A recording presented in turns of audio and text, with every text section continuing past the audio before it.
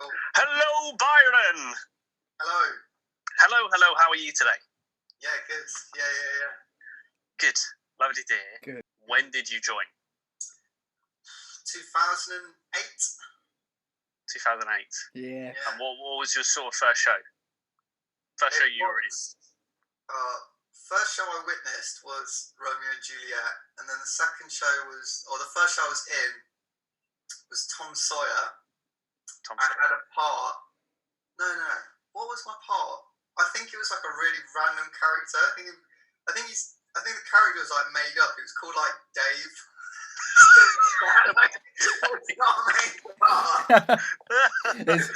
I'd have like one line in it. It was like Dave says, "Oi," something like that. I can't remember.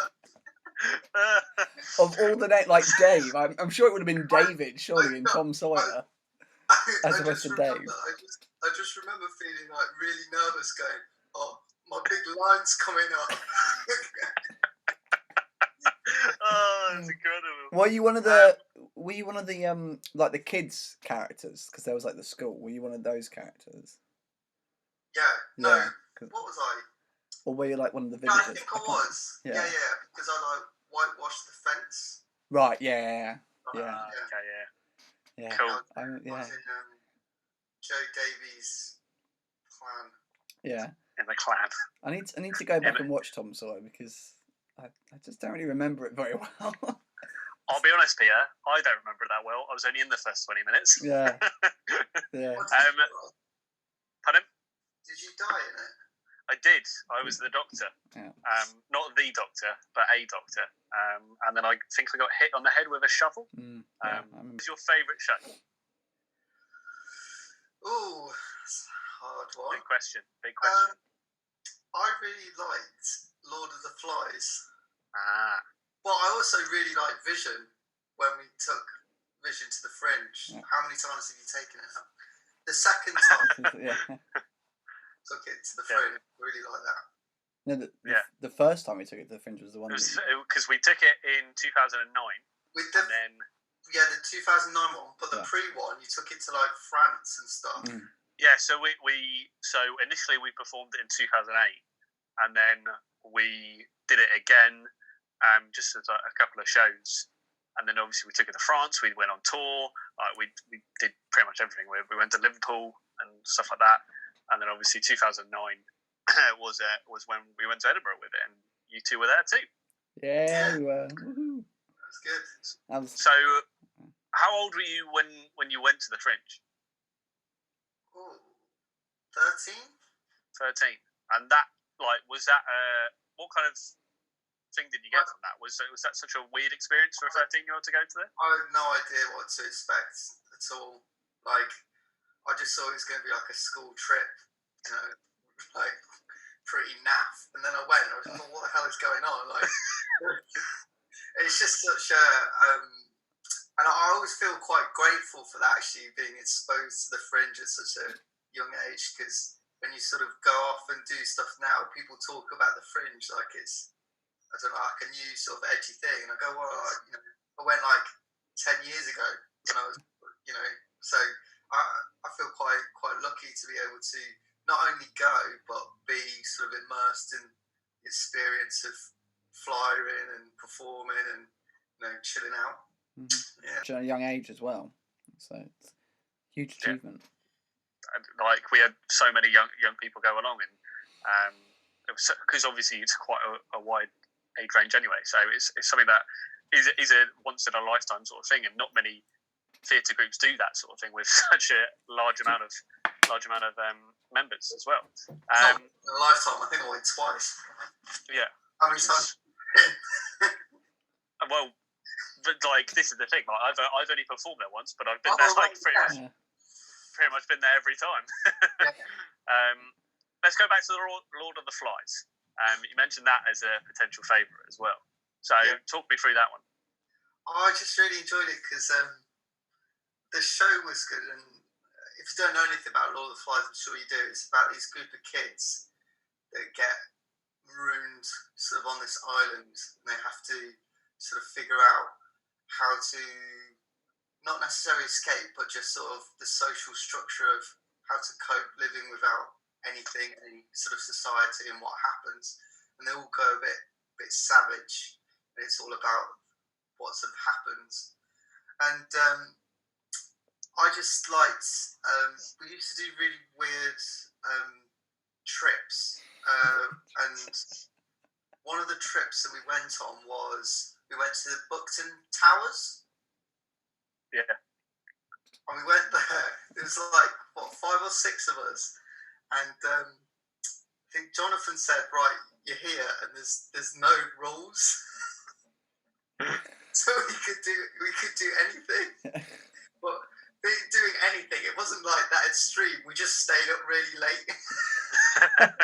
We were just like completely knackered when we were doing rehearsals the next day. And there was someone that, Andrew, do you remember Andrew? Yeah. I do, yes. Oh yeah, I remember that. He was snoring, and I remember he was keeping everyone up snoring, and we were like, we need to stop him snoring. And then someone goes, I've heard if you push this salt on someone's lips when they're sleeping, it stops them snoring. Sorry, can you repeat that for me? Someone said that if you put salt on someone's lips whilst they're sleeping, it stops them snoring. Oh no. So someone went down to the kitchen and came back up to get this salt to put on Andrew's lips. And we're like, have you got the salt? And they're like, no, I couldn't find any salt. I've only got sugar. Oh dear.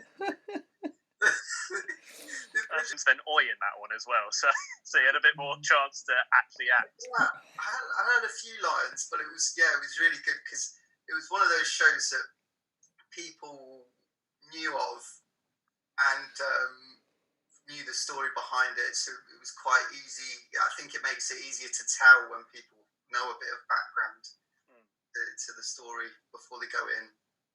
So yeah. I liked Eam as well. Eam was good. It was a great show. Yeah, that was good. Where we went to the Plague Village. That was good. Yeah, I enjoyed that. Yeah, lots of fun trips back in the day, wasn't there? We did lots of cool trips. Both of you talk about that trip now. Yeah, like that Eam trip was something different. It was the start of something, wasn't it? Really, start of like a huge close knit family. Yeah. We I remember going on the coach in the morning, and it was the first time I had wine the night before, and I was quite ill, but I remember getting getting on the coach going to Eam, and we went to this museum. Do you remember the museum? Yeah. We had to watch like this really, really bad of how the plague spread, and it was like sort of Alan Partridge style acting. It was like, I think I'm going to die. And we were all like, everyone was just cracking up at this. And like, it was it the mayor or something? And he was like, why are all the children laughing at this? I really regret not taking the play very seriously, because I think that video would be very beneficial, honestly, for what we're going through. So. Right now, it'd be really useful, wouldn't it? It all comes back round to bite you. Yeah. Go on, tell us what your favourite moment is, Byron. Favourite moment? I think you know what my favourite moment is. Probably it has to be Maggie. Tell us about Maggie. Tell us about the infamous Maggie. Maggie was this Scottish. It was this Scottish woman who she did the cleaning and stuff at the school, didn't she? That we were staying at whilst we were taking Vision up to the Fringe, and she just used to. She got because we used to. She was used to everybody being so quite clean and tidy, and I don't think some people were. And I think, what was it? You, Peter, you put yogurt on somebody's door handle with Charlie Lake, and maybe I did. Oh, he's a bully now. You're calling him out. calling me out You had now. a right go at you. No, Or she came in. I don't.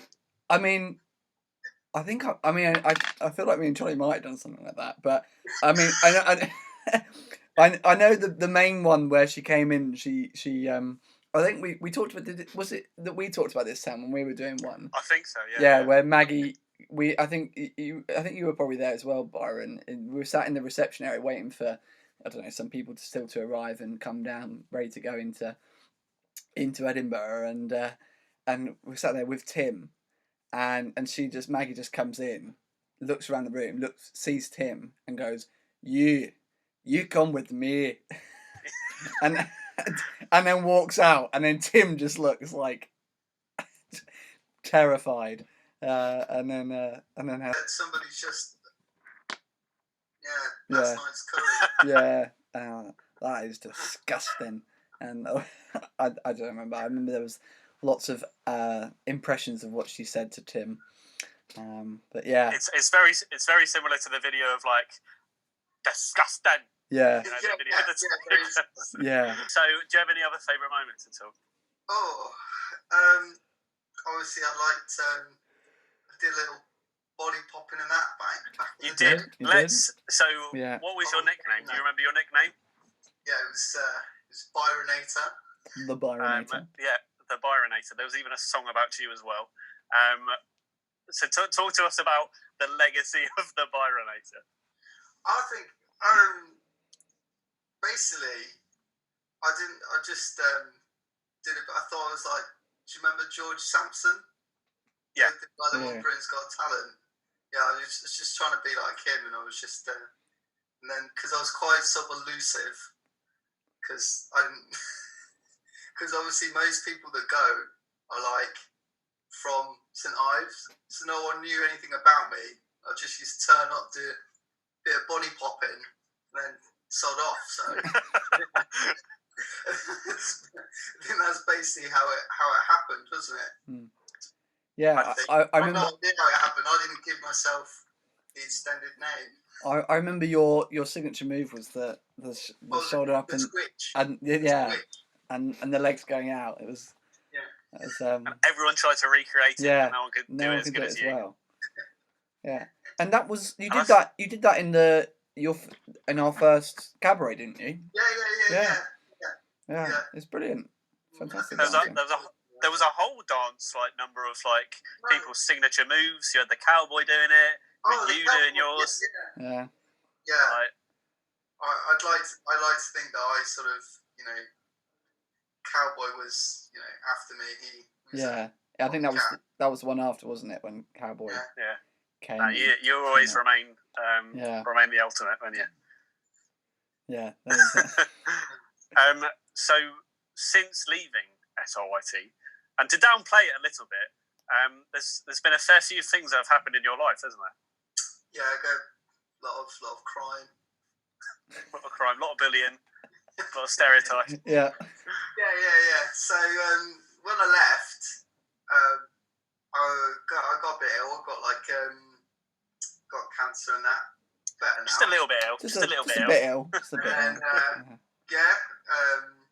obviously everyone from SIYT helped me through that, so that was really nice. Went to uni, did criminology, not really related to anything, and then now I'm working for a charity doing fundraising in London, and I do a bit of stand-up comedy. But that's about it really. That's what I do. Because from what I remember, you were all over the media, all over the newspapers, because of a certain thing that happened to you, or how you found out. Yeah. So, sort of how they test for some cancers is they use a pregnancy tester. So they used a pregnancy test on me, and it came back positive. And I used to write because I was just really bored at the time. I just used to write a blog about what was going on, and then I think that was just picked up by just a news agents, and they just did a story on me.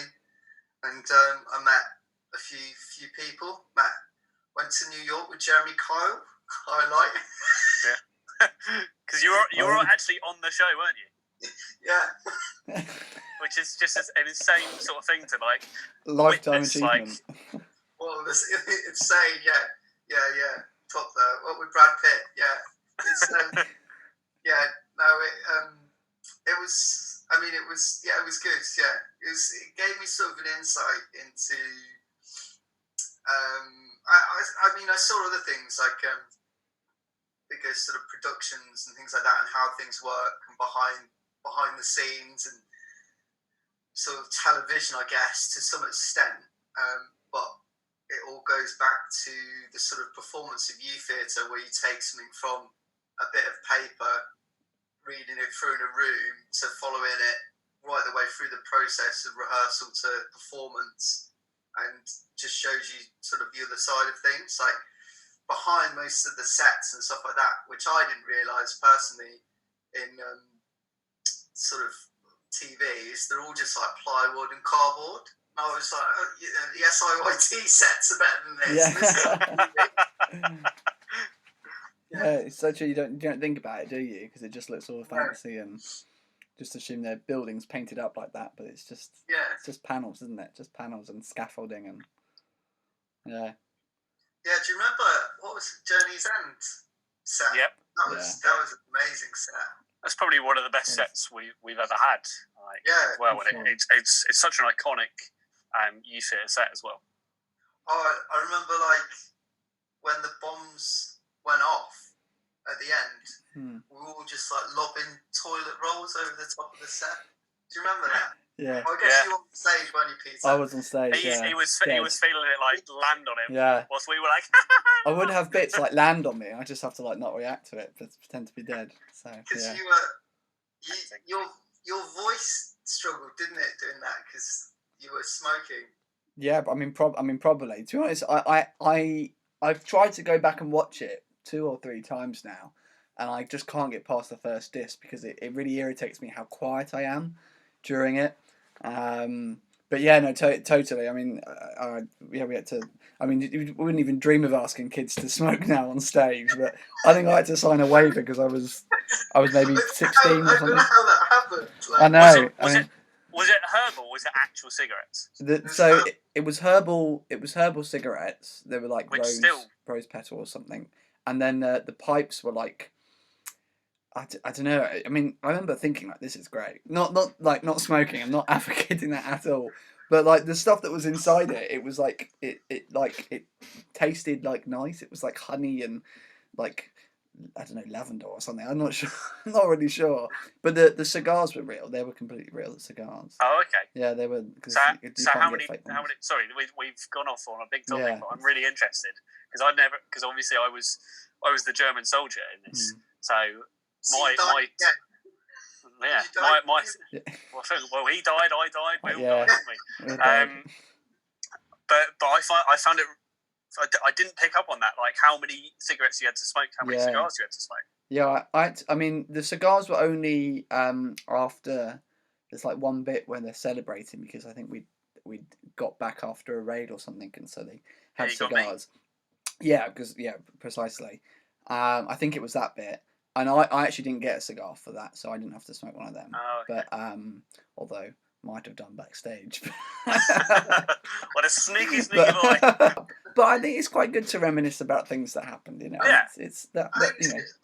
I think it'd be quite interesting. Obviously, you're seeing it from a different side now with the members. You're sort of seeing everything behind the scenes and not really having as much of the tomfoolery as we sort of remember. So I guess that from that perspective it would be quite interesting seeing it from the other side for you guys. But and it's 2 very different vibes, I can guarantee that. But yeah, like there is so many like good memories of when you were in youth theatre, like all these cabarets, all these shows. And so for you, Byron, do you have any advice to the current members during their time? My advice would just be don't get. I think youth theatre isn't really, you know, when there's that week or whatever when you're doing the actual performances, and there's a massive build up to doing it. I think the actual performances are pretty minimal in comparison to everything. That's like the tip of the iceberg.